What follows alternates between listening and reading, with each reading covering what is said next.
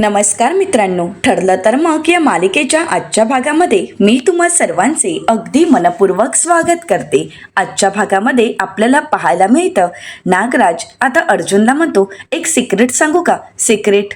मधुभाऊंवर हल्ला मिस केला होता। आता हे ऐकल्यानंतर अर्जुनला धक्काच बसतो। तर आता नागराजला भेटण्यासाठी त्याचा मुलगा राकेशही पोलीस स्टेशनला आलेला असतो। आता हे कॉन्स्टेबल पाहतात तर इकडे नागराज आता अर्जुनला म्हणतो, त्याचं काय झालंय माहितीये का? दहीहंडीचा दिवस होता आणि आम्ही सर्वजण तुमच्या घरी आलो होतो आणि त्याचवेळी पाहिलं तर हा म्हातारा नुसता इकडून तिकडे फिरत होता। मग धरला चाकू आणि खूप हसला पाटीत। मीच मारलं त्या म्हाताऱ्याला। आता हे सत्य अर्जुनला कळालेलं असतं। आता मात्र अर्जुन खूप संतप्त झालेला असतो। तर दुसरीकडे राकेश आता नागराजला भेटण्यासाठी पुढे येणार तर कॉन्स्टेबल राकेशला तिथेच थांबवतात आणि म्हणतात, थांबा, तुमच्या वडिलांना भेटण्यासाठी ॲडव्होकेट अर्जुन सुभेदार आले आहेत आणि आता तुम्ही जर त्यांच्या समोर गेलात तर या सगळ्यांना सत्य कळेल। पहिली गोष्ट म्हणजे माझी नोकरी जाईल, त्यामुळे प्लीज तुम्ही आता त्यांना भेटू नका। राकेश म्हणतो, थँक्स। तर कॉन्स्टेबल म्हणतात, अहो थँक्स कशासाठी? तुम्ही आमचे खिसे गरम करता, मग आम्हाला तेवढं काम तर करायलाच हवं ना। तर आता कॉन्स्टेबल राकेशला म्हणतात, तुम्ही एक काम करा, आता तुम्ही इथून निघून जा, तुम्ही तुमच्या वडिलांना भेटण्यासाठी नंतर या। तर इकडे अर्जुनने नागराजची कॉलर पकडलेली असते आणि म्हणू लागतो, हे सगळं काही तुला महागात पडेल नागराज। आणि हे राकेशने पाहिलेलं असतं। आता राकेश अर्जुन बघण्या अगोदरच तिथून निघून जातो। तर दुसरीकडे अर्जुन आता नागराजला म्हणतो, हे सगळं तू का केलंस? तर नागराज म्हणतो, पण आता तू काय करणार आहेस सांग ना। आणि हो, एक गोष्ट विसरलात का ॲडव्होकेट अर्जुन सुभेदार, इथे जेलमध्ये असणाऱ्या कैद्यांवर तुम्ही हल्ला करू शकत नाही, इतकंही माहीत नाही आहे का ॲडव्होकेट अर्जुन सुभेदार? असं म्हणत नागराज मोठमोठ्याने हसू लागतो। तर अर्जुन आता नागराजला म्हणतो, हा तुझा ओव्हर कॉन्फिडन्स आहे ना, हा जेलमध्ये असणारा ओव्हर कॉन्फिडन्स तो काहीच कामाचा नाही आहे। माझ्या बायकोवर तू हल्ला केलास, तिला मारण्याचा प्रयत्न केलास आणि मधुभाऊंनाही मारण्याचा प्रयत्न केलास, या सगळ्याची शिक्षा तुला होऊ शकते। एक गोष्ट लक्षात ठेव, जन्मठेपीनंतर सुद्धा तू आयुष्यभर इथे कसा चढशील यासाठी मी प्रयत्न करेन। आणि हो, माझ्याकडे मिळालेले पुरावे यामुळे जर तुला फाशी झाली तर आता देवाकडे एकच प्रार्थना कर की जोपर्यंत जेलमध्ये आहेस तोपर्यंत मी शोधलेल्या पुराव्यांमुळे फाशी तुला होणार नाही, याची तू काळजी घे, समजलं का नागराज? असं म्हणत आता अर्जुन नागराजला चांगली चेतावणी देतो, धमकावतो आणि तिथून रागानेच निघून जातो। तर इकडे नागराज मात्र पूर्णपणे घाबरून गेलेला असतो। नागराज म्हणतो, फाशी? मला का फाशी? मी कोणाचा खून वगैरे केलाय का? नाही, मी कोणाचा खून केला नाही, पण हा अर्जुन याने जर तसा पुरावा दाखवला तर आणि अर्जुनने तसे पुरावे गोळा केलेत तर मला फाशी होऊ शकते। नाही, मी असं होऊ देणार नाही। तर इकडे सुभेदारांच्या घरी आपल्याला पाहायला मिळतं प्रियाच्या नाटकांना सुरुवात झालेली असते। प्रिया कल्पनाताईंना म्हणते, आई अगं, मला ही गोष्ट तुला केव्हापासून सांगायची होती पण मला संधीच मिळत नव्हती। आई अगं, किती आनंदाची बातमी, जी बातमी मला तुला सांगायची होती पण त्यासाठी मला कोणीच परवानगी देत नव्हतं, पण किती विश्वासाने ही बातमी मी अर्जुन आणि अश्विनला सांगितली होती। आता अश्विन मात्र शांतच असतो। तर सायली अश्विनला प्रश्न करत म्हणते, प्रिया जे बोलते ते खरं आहे का अश्विन भाऊजी? ही खरंच गरोदर आहे का? आता सर्वच जण अश्विनकडे पाहत असतात कारण प्रियाच्या बोलण्यावर कोणाचाच विश्वास नसतो। आता अश्विन गप्प असतो। सायली खूप चिडते आणि म्हणू लागते, तुम्ही गप्प आहात याचा अर्थ प्रिया जे बोलते ते खरं आहे भाऊजी, हो ना? मग हे सगळं सत्य तुम्हाला आम्हाला सांगावंसं नाही का वाटलं? आणि त्यात तुम्हाला साथ देत यांनी सुद्धा हे सत्य माझ्यापासून लपवून ठेवलं? तर अश्विन म्हणतो, या सगळ्यामध्ये दादाची काहीच चूक नाहीये, या सगळ्यामध्ये दादाचा काहीही दोष नाही। हे सत्य घरी कोणालाही कळू नये हा माझाच निर्णय होता आणि तसं मी दादाकडून वचन घेतलं होतं आणि म्हणूनच दादाने तुम्हाला काहीही सांगितलं नाही, कारण खरं तर हे बाळ मलाच नको आहे, कारण कोणाला माहीत आहे की हे बाळ कोणाचं आहे ते। असं म्हणत आता प्रियाच्या प्रेग्नेन्सीवर अश्विनने प्रश्न उभा केलेला असतो। तर प्रिया म्हणते, नाही अश्विन, प्लीज असं बोलू नकोस रे, ह्या आधीसुद्धा मी तुला सांगितलं आहे की हे बाळ तुझंच आहे। अश्विन प्लीज माझ्यावर विश्वास ठेव। अश्विन, अरे हे बाळ दुसरं कोणाचं असूच शकत नाही, प्लीज विश्वास ठेव ना। अश्विन म्हणतो का असू शकत नाही, सांग ना का असू शकत नाही. अगं त्या अधिराज बरोबर तू 1-2 रात्र लोणावळ्यात घालवलीस आणि त्याबद्दल मला काहीच माहीत नव्हतं आणि आता मला सत्य माहीत आहे आणि हा विचार माझ्या डोक्यातून काही केल्या जाणार नाही. आणि त्या अधिराजसारखी अजून किती लोक असतील ना, ते त्या देवालाच माहीत असेल. तर प्रिया म्हणते नाही नाही प्लीज अश्विन असं काही बोलू नकोस. अश्विन म्हणतो गप्प बसायचं. आता अश्विन सायली आणि कल्पनाताईंना म्हणतो मम्मा, सायली वहिनी, मला खात्री आहे की हे बाळ माझं नाही आहे. ही प्रिया ह्या घरात पुन्हा एकदा शिरण्यासाठी हे कारण शोधते. तिला कारण हवंय आणि या बाळाच्या कारणानेच ती या घरात पुन्हा एकदा परतण्याचा, पुन्हा एकदा राहण्याचा प्रयत्न करणार आहे आणि ते मला अजिबात नको आहे. तर प्रिया कल्पनाताईंना हात जोडत म्हणते आई, अगं मी तुझ्या पाया पडते अगं माझ्यावर नाही पण तुझ्या या नातवंडावर तरी दया कर ना. कल्पनाताई काहीच बोलत नाहीत. तर सायली प्रियाला उत्तर देत म्हणते की तुझ्यावर कोणीही दया करणार नाही प्रिया. अगं 1 नंबरची खोटारडी आहेस तू. तर प्रिया कल्पनाताईंना म्हणते तुम्ही माझ्यावर अविश्वास दाखवून खूप मोठी चूक करताय. तुमच्या या अविश्वासामुळेच सुभेदारांचा वंश तिथे जेलमध्ये वाढेल. आता हे ऐकल्यानंतर कल्पनाताईंना धक्काच बसतो. चालणार आहे का तुम्हाला, बोला ना, चालणार आहे. परंतु कोणी काहीच बोलत नाही. तर प्रिया म्हणते आई मी मान्य करते मी खूप वाईट वागले, मी खरंच खूप वाईट वागले, असं वागायला नको होतं. पण या सगळ्यामध्ये या बाळाचा काय दोष आहे, त्याने काय गुन्हा केला आहे, तुम्ही याला तरी का स्वीकारत नाही आहात. कल्पनाताई काहीच बोलत नसतात. सायली म्हणते बस बस कर तुझी नाटकं. अगं तू किती खोटारडी आहेस, कुठल्या थराला जाऊ शकतेस, हे सगळं काही आम्हाला माहीत आहे. पण आता तर तू आई होणार आहेस आणि या गोष्टीचा सुद्धा तू गैरफायदा घेतेस का. प्रिया म्हणते नाही. तर सायली म्हणते हो का, मग कुठे फेडणार आहेस हे पाप. अगं आई होणार आहेस आणि त्या मातृत्वाचा सुद्धा तू या अशा गोष्टीसाठी वापर करून घेतेस का, तर तुला सुभेदारांच्या घरी पुन्हा यायचं आहे. तर अस्मिता प्रियाला म्हणते आणि एक गोष्ट लक्षात ठेव प्रिया, तुझ्या पोटात वाढणाऱ्या या मुलाशी आमचा काही संबंध नाही. कारण त्याच बाळाचा वापर करून तुला जेलमधून बाहेर पडायचं आहे. आईपणाचा बाजार मांडलायस तू, असं म्हणत अस्मिता सुद्धा प्रियावर खूप चिडलेली असते. तर प्रिया म्हणते नाही असं काही नाही आहे अस्मिता, प्लीज मला समजून घ्या, प्लीज प्लीज मला समजून घ्या, मी पाया पडते. असं म्हणत प्रिया आता कल्पनाताईंसमोर नाक घासत असते. परंतु कोणीही तिच्याकडे लक्ष देत नसतं. अश्विन तर तिच्याकडे दुर्लक्षच करतो. तर सायली प्रियाला म्हणते तू कितीही हातापाया पडलीस ना प्रिया, तरी सुद्धा आम्ही सर्वजण फक्त अश्विन भाऊजींवरच विश्वास ठेवणार, त्यांच्या बोलण्यावर विश्वास ठेवणार, तुझ्यावर नाही. आता सायली अश्विन कोणीच प्रियाकडे लक्ष देत नाही आणि म्हणूनच प्रिया कल्पनाताईंना मनवण्याचा प्रयत्न करते आणि म्हणू लागते आई अगं तू तरी माझ्यावर विश्वास ठेव ना, हे नातवंड तुझंच आहे. अगं जेलमध्ये असताना मी नेहमी असाच विचार करायचे की जर आईला हे सत्य कळालं तर ती किती खुश होईल, ती तिच्या नातवंडाचा स्वीकार करेल आणि आपल्या नातवंडाला या घरात नक्की घेईल. एकमेव आईच अशी आहे की जी आई सुभेदारांच्या नातवंडाला या घरात लहानाचं मोठं करेल. आता मात्र कल्पनाताईंचाही पारा चढलेला असतो. कल्पनाताई म्हणतात प्लीज प्रिया याला सुभेदारांचं नातवंड म्हणू नकोस.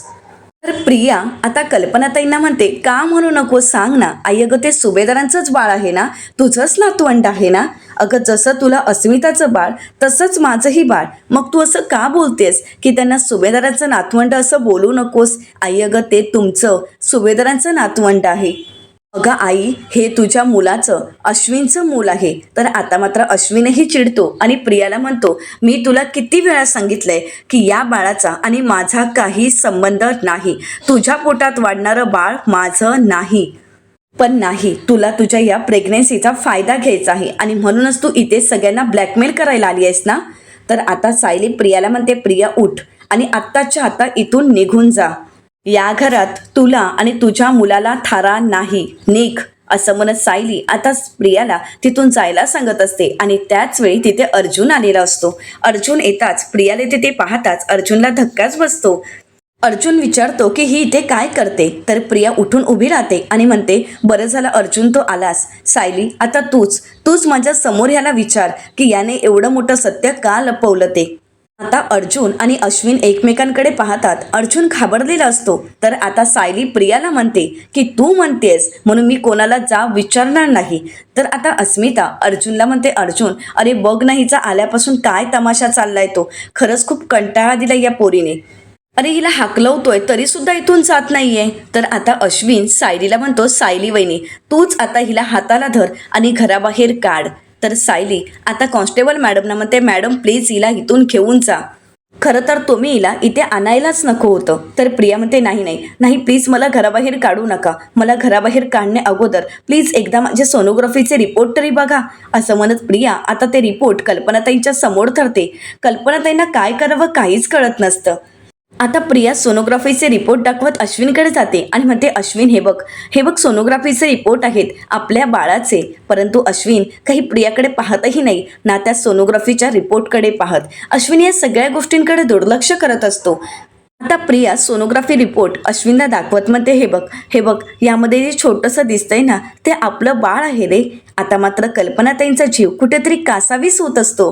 त्यांना या सगळ्या गोष्टी खऱ्या वाटत असतात. त्यांचंही मन कुठेतरी आपल्या नातवंडासाठी कासावीस झालेलं असतं. तर इकडे प्रिया अश्विनला म्हणते, आता फक्त असा आकार दिसतोय पण नंतर डोळे, कान, इवलीशी बोटं हे सगळे आकार दिसू लागणार आहेत. आपलं बाळ तयार होत असताना आपल्याला दिसणार आहे अश्विन. आता मात्र कल्पनाताईंच्या डोळ्यामध्ये अश्रू असतात कारण त्यांना सुद्धा नातवंडाची आस असते. मात्र अश्विन काहीच बोलत नाही, तिच्याकडे दुर्लक्ष करतो. त्यावेळी प्रिया अश्विनला म्हणते, अश्विन अरे तू असाच वागणार आहेस का? बघ ना आपल्या बाळाचं रिपोर्ट आहे. परंतु अश्विन पाहतही नाही तिच्याकडे. तर त्यानंतर प्रिया पुढचा डाव साधत कल्पनाताईंकडे येते आणि म्हणते, आई अगं तू तरी बघ ना, अगं तुझं नातवंड, आमचं बाळ, माझं आणि अश्विनचं बाळ. आई अगं बघून सांग ना मुलगा असेल की मुलगी. आई अगं बघ ना या बाळाकडे, बोल ना आई काहीतरी बोल ना. अगं या बाळाला तू कसं काय ना करू शकतेस. असं म्हणत प्रिया आता कल्पनाताईंना ह्या सगळ्यात मनवण्याचा प्रयत्न करत असते. आता कल्पनाताईंना होणारा त्रास सायलीच्या लक्षात येतो. त्यावेळी सायली कॉन्स्टेबल मॅडमना म्हणते, मॅडम प्लीज हिला तुम्ही आत्ताच्या आत्ता इथून घेऊन जा.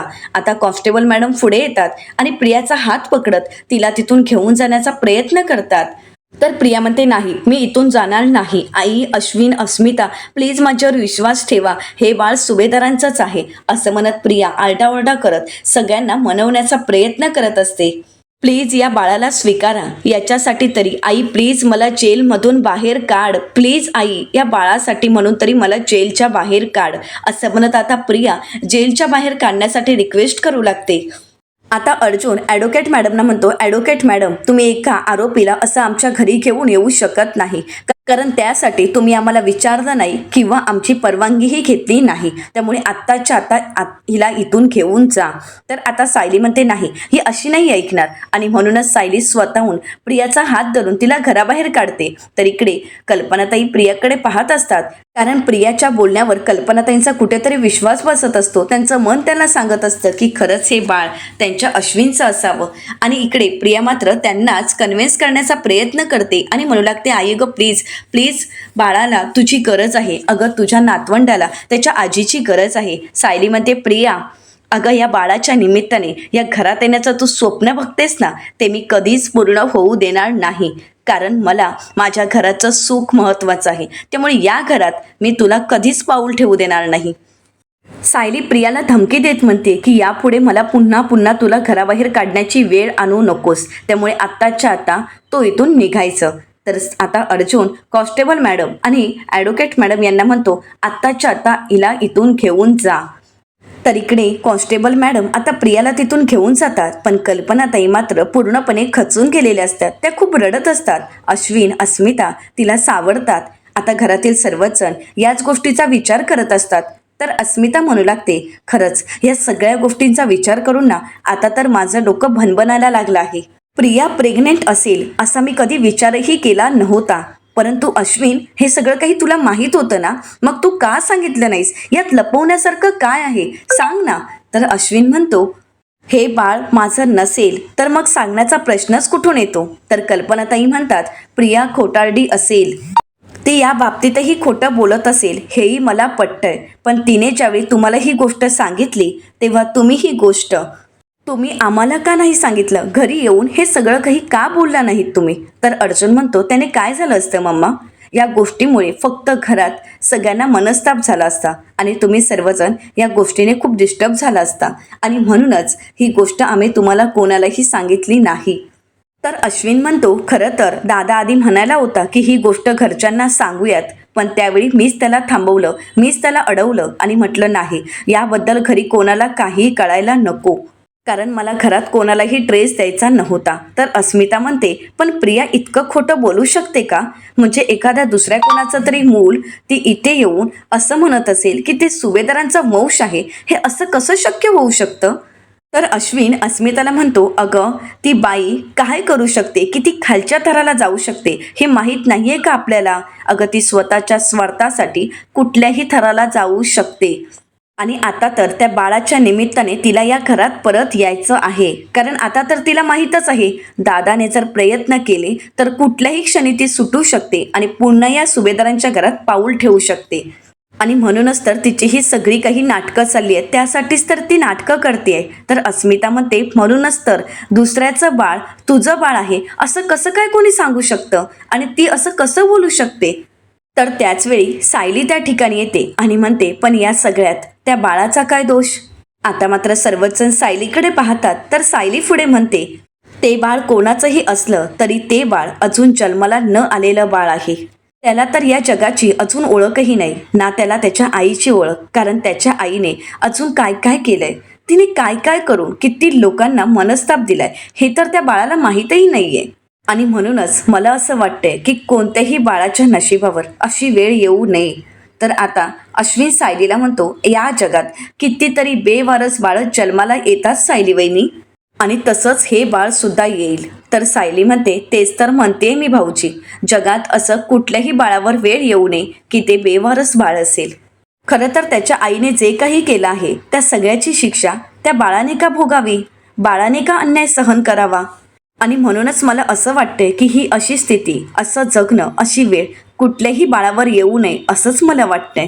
तर आता अर्जुन सायलीला म्हणतो की तुला काय म्हणायचंय नक्की, की ते बाळ अश्विनचंच आहे आणि त्या बाळाला लहानाचं मोठं करण्यासाठी आपण त्याला या घरात घेऊन यायचं, इथे लहानाचं मोठं करायचं, इथे त्याला वाढवायचं, असं म्हणायचंय का तुला? तर सायली म्हणते, नाही, मला असं काही बोलायचं नाही आणि मी असं काही बोलतही नाही, कारण त्याची आई कशी आहे याबद्दल मला चांगलंच माहीत आहे, परंतु त्या बाळाच्या नशिबावर तशी वेळ येऊ नये आणि म्हणूनच मला फक्त त्या बाळाबद्दल वाईट वाटतंय, इतकंच. अर्जुन सायलीला म्हणतो की तुला काय म्हणायचंय हे मला कळतंय, पण तू काळजी करू नकोस, त्यांचे वेळेवर चेकअप होतात, त्यांचं डाएट फॉलो केलं जातं, त्यामुळे तू काळजी करू नकोस. इथे मात्र अश्विनची खूप चिडचिड होत असते. अश्विन म्हणतो की एका अर्थाने बरंच झालं की प्रियाने स्वतःहून येऊन हे सत्य इथे सांगितलं आहे, म्हणजे आता माझ्या डोक्यात या गोष्टीचा विचार तरी येणार नाही की मी कुठली तरी गोष्ट माझ्या घरच्यांपासून लपवलंय आणि त्याचा मनस्ताप तरी मला होणार नाही. आता हा विषय माझ्यासाठी कायमचा संपला आहे. अश्विनला खूप मनस्ताप होत असतो. अश्विन रूमच्या दिशेने निघून जातो. कल्पनाताई अश्विनला थांबवण्याचा प्रयत्न करतात. आता अश्विनची ही अवस्था पाहून कल्पनाताईंना खूप वाईट वाटतं. कल्पनाताई म्हणतात, त्या प्रियाने जेलमध्ये राहून सुद्धा माझ्या अश्विनच्या आयुष्याचा छळ मांडला आहे आणि माझ्या मुलाचा हा त्रास मला नाही बघावत आहे. तर आता अस्मिता म्हणू लागते, मम्मा अगं त्याला त्रास तर होणारच ना, कारण ज्याने जीवापाड प्रेम केलं तिच्यावर, तिच्याच पोटात आता दुसऱ्या कोणाचं तरी बाळ वाढते, या सगळ्याचा त्रास तर होणार ना त्याला. आणि आता तेच बाळ अश्विनचं आहे असं सांगून ती आता अश्विनला अजून त्रास देण्याचा प्रयत्न करते. तर आता कल्पनाताई अर्जुनला प्रश्न करत म्हणतात, अर्जुन, जन्माला न आलेल्या बाळाची DNA टेस्ट होऊ शकते का रे? नाही म्हणजे ते बाळ अश्विनचं नाही आहे याची आपल्याला खात्री पटू शकते ना, आणि तेही आताच. तर अर्जुन म्हणतो, DNA टेस्ट आताही होऊ शकते आणि प्रियासुद्धा म्हणाली आहे की ती DNA टेस्ट करायला तयार आहे. पण प्रश्न सगळ्यात मोठा आहे तो म्हणजे याआधी प्रियाने किती वेळा किती जणांचे DNA रिपोर्ट बदलले आहेत हे आपल्याला माहीत नाही आहे का? मग कशावरून यावेळी ती DNA रिपोर्ट बदलणार नाही? तर सायली म्हणते, हो, आत्तासुद्धा जज साहेबांकडून खास परवानगी काढून ती इथे भेटायला आली, इथे सत्य सांगायला आली आणि याच गोष्टीवरून कळतंय की तिचे हात कुठे कुठे पोचलेत ते. तर अर्जुन म्हणतो, तेच तर, या सगळ्या गोष्टींचा विचार करता प्रियाच्या DNA रिपोर्टवर सुद्धा आपण विश्वास ठेवू शकत नाही. तर अस्मिता म्हणते आणि आता अश्विनच म्हणतोय की हे मूल त्याचं नाही, मग DNA टेस्ट करून उपयोगच काय, त्याचा काही उपयोग होणार नाही. आणि मम्मा आता आपल्यासाठी फक्त अश्विन महत्वाचा आहे आणि तो जे सांगतोय तेच खरं आहे. तर अर्जुन म्हणतो आता फक्त आपल्याला अश्विनची काळजी घेतली पाहिजे, त्याला त्रास होऊ नये याची जर तुम्हाला सगळ्यांना काळजी वाटत असेल तर कोणीही प्लीज त्याच्यासमोर हा टॉपिक काढू नका. आता सर्वांनाच अश्विनची काळजी वाटत असते आणि म्हणूनच सर्वच जण अश्विनचा विचार करतात. तर दुसरीकडे पाहायला मिळतं आता हॉस्पिटलचे सिक्युरिटी आता पोलीस स्टेशनच्या दिशेने निघालेले असतात आणि त्याचवेळी एक व्हॅन त्यांच्या समोर येते आणि त्यांना व्हॅनमध्ये बसवलं जातं. आता व्हॅनमध्ये राकेश असतो. आता सिक्युरिटी घाबरतात आणि म्हणू लागतात साहेब साहेब अहो प्लीज मला मारू नका, प्लीज प्लीज मला सोडा ना. राकेश म्हणतो तुला मी सोडू? त्या दिवशी काय झालं होतं रे, मी तुला पैसे दिलेत आणि तुझं तोंड बंद केलं, पण आता तुला खरं सांगायचं आहे? तर आता सिक्युरिटी म्हणतात नाही साहेब मी नाही खरं सांगणार, माझ्यावर विश्वास ठेवा, प्लीज मला सोडा. राकेश म्हणतो मी तुझ्यावर विश्वास ठेवू आणि तुला सोडू?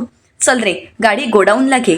आता सिक्युरिटी स्वतःला वाचवण्यासाठी मोठमोठ्याने ओरडत असतात आणि त्यावेळी राकेश त्यांच्यावर गन रोखतो आणि म्हणू लागतो एक शब्दही तोंडातून काढायचा नाही. आता सिक्युरिटी स्वतःचा जीव वाचवण्यासाठी गप्प बसतात. तर इकडे सुभेदारांच्या घरी आपल्याला पाहायला मिळतं अर्जुन मात्र शांत उभा असतो. सायली अर्जुनला प्रश्न करत म्हणते म्हणजे ही गोष्ट तुम्हाला अगोदरच माहीत होतं, प्रियाने हे सत्य तुम्हाला अगोदरच सांगितलं होतं की ती प्रेग्नेंट आहे हो ना? तर अर्जुन म्हणतो की हो, ॲक्च्युली खरं तर मला त्याच वेळी सगळ्यांना सत्य सांगायचं होतं, पण त्यावेळी अश्विन मला म्हणाला की आता आपण सत्य कोणालाही सांगूया नको. आणि मग मला अश्विनचं म्हणणं पटलं. मला असं वाटलं की अश्विन जे बोलतोय ते खरं आहे, तेच फॉलो करायला हवं, कारण तसंही अश्विनने माझ्याकडून प्रॉमिस घेतलं होतं ना. तर सायली म्हणते आणि म्हणूनच तुम्ही मला प्रियाला भेटायला तुरुंगात जाऊ देत नव्हता हो ना? वेगवेगळी कारणं काढून टाळण्याचा प्रयत्न करत होता हो ना? तर अर्जुन म्हणतो की हो, कारण तुला त्रास होऊ नये ह्या सगळ्या गोष्टी कळल्यानंतर तुला मनस्ताप होईल ह्या सगळ्याची मला भीती वाटत होती म्हणून. तुला या सगळ्या गोष्टी कळल्यानंतर प्रियाची दया वगैरे आली तर? तर सायली म्हणते नाही, ते कधीच शक्य नाही, मला प्रियाची दया वगैरे येत नाही हो, मला फक्त तिच्या बाळाची काळजी वाटते, मला बाळाबद्दल वाईट वाटतंय. तर सायली अर्जुनला म्हणते तुम्ही मला आधीच सांगायला हवं होतं. तर अर्जुन म्हणतो म्हणजे तुला पटतंय ना की अश्विनने जे सांगितलं तेच फॉलो करायला हवं? आता मात्र अर्जुन सायलीकडे पाहतो आणि म्हणतो तू खरंच चिडली नाहीयेस ना? सायली म्हणते नाही मी चिडली वगैरे नाहीये, कारण अश्विन भाऊजींना तुम्ही शब्द दिला आणि तो शब्द तर पाळायलाच हवा. तुम्ही जे केलं ते योग्य केलात त्याबद्दल मी तर तुमच्यावर चिडली नाहीच आहे, पण मी नाही पण आई मात्र हळव्या झाल्याच असत्या. पण एका अर्थाने बरं झालं की प्रियाने स्वतःहून येऊन हे सत्य घरी सांगितलं आणि स्वतःच्याच पायावर दगड मारून घेतला आहे. आता अर्जुन पुन्हा एकदा सायलीला प्रश्न करत म्हणतो खरंच तू चिडली तर नाहीयेस ना? सायली अर्जुनकडे पाहताच अर्जुन मात्र लोटांगण घालतो, हात सोडतो आणि नाक घासत सायलीला म्हणतो खरंच बरं झालं तू चिडली नाहीस, मला तर टेन्शन आलं होतं की जर तू चिडलीस तर तू किती दिवस बोलणार नाही आणि किती दिवस तुझा हा रुसवा असणार आणि मी हा रुसवा कसा घालवायचा या सगळ्या गोष्टीचा विचार करत होतो. तर आता सायली अर्जुनला म्हणते उठा बरं, आणि काय हे सगळं चाललंय तुमचं? प्रत्येक वेळी हे असं अति करणं गरजेचं असतं का? आणि एवढी चिडते का मी तुमच्यावर की तुम्हाला एवढं खाली लोटांगण घालून माझ्यासमोर हात जोडायची वेळ आली आहे? तर अर्जुन सायलीला म्हणतो बघ बघ तुझा आवाज कसा वर चढलाय आणि कशी डोळे वटाळून बघतेस, मला भीती वाटते ग बायको तुझ्या या डोळ्यांची आणि तुझ्या या आवाजाची. आता घाबरलेल्या अर्जुनला पाहून सायलीला मात्र हसायला येतं. सायली म्हणते हो का, तुम्ही मला एवढं घाबरता? जर तुम्ही मला घाबरला असता ना तर तुम्ही माझ्याशी खोटं बोललाच नसता. तर अर्जुन म्हणतो मी तुझ्याशी खोटं बोललो नाहीये, पण तुला त्रास होईल, तुला त्रास होऊ नये यासाठी मात्र मी शांत राहिलो. तर सायली म्हणते तरी पण तुम्ही त्या प्रियाच्या बाबतीत? अर्जुन म्हणतो प्लीज आता त्या तू बाईचं नावही घेऊ नकोस. तर त्याचवेळी अर्जुनला फोन आलेला असतो. अर्जुन म्हणतो महत्त्वाचा फोन आहे, मला हा फोन घ्यावाच लागेल, मी आलोच, असं म्हणत अर्जुन तिथून निघून जातो. तर येणाऱ्या पुढील भागामध्ये आपल्याला पाहायला मिळतं की इन्स्पेक्टर सावंत अर्जुनला फोन करतात आणि म्हणू लागतात तो सिक्युरिटी गार्ड अचानकच गायब झालाय. तर आता अर्जुन म्हणतो म्हणजे कोणाला तरी कळलं. तर इन्स्पेक्टर सावंत म्हणतात पण कसं शक्य आहे, हे तर आपल्या तिघांमध्येच होतं. तर दुसरीकडे अर्जुन घरी येताच सायलीला सत्य कळतं. त्यावेळी सायली म्हणते मला माझा भूतकाळ, मला माझं पूर्वीचं सत्य कसं आठवेल? तर आता अर्जुन सायलीला म्हणतो, आपल्याकडे तन्वीचं गाठोडं आहे. आता अर्जुन कपाटातील ते गाठोडं काढतो आणि त्यातील एक एक वस्तू सायली पाहू लागते. तर आता सायली त्या वस्तू पाहताच अर्जुनला म्हणते, या सगळ्या गोष्टी माझ्या आहेत असं मला वाटतंय, परंतु सायलीकडून तन्वीकडे घेऊन जाणारा मार्ग कसा सापडेल? आता अर्जुन आणि सायली या सगळ्यातून कसा मार्ग काढतील हे पाहणं अतिशय रंजक ठरणार आहे. मित्रांनो, अशाच मालिकांचे नवनवीन अपडेट पाहण्यासाठी चॅनलला नक्कीच सबस्क्राईब करा. आजचा व्हिडिओ तुम्हाला कसा वाटला हे कमेंट करून नक्कीच कळवा. आजचा व्हिडिओ जर आवडला असेल तर व्हिडिओला लाईक करायलाही विसरू नका. व्हिडिओ पाहिल्याबद्दल तुम्हा सर्वांचे अगदी मनपूर्वक धन्यवाद.